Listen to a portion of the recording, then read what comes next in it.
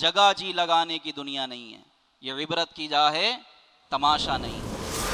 تو یہ واقعی عبرت کی جائے۔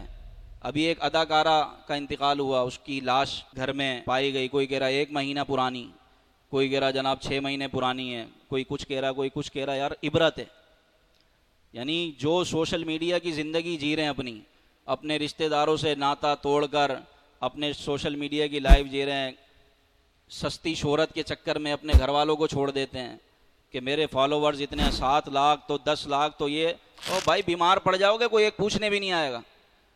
سکون پیسے میں نہیں ہے، سکون شہرت میں نہیں ہے، سکون مال و دولت اور منصب میں نہیں ہے، سکون اس کے پاس ہے جس کے پاس اللہ کا ذکر ہے۔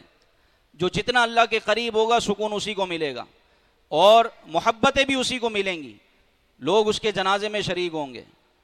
تو جن سوشل میڈیا کے پیچھے ہمارے نوجوان پاگل ہوئے پڑے ہیں، وہ زندگی ہے۔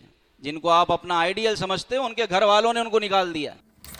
اللہ سب کو اچھی موت نصیب فرمائے۔ وہ بھی مسلمان تھی تو اللہ تعالیٰ اس کی بھی مغفرت فرمائے، لیکن یہ عبرت ہے، واقعی جگہ جی لگانے کی دنیا نہیں ہے، یہ عبرت کی جا ہے، تماشا نہیں ہے۔ تو زندگی ایک بار ملتی ہے، یہ تماشے کے لیے نہیں ہے۔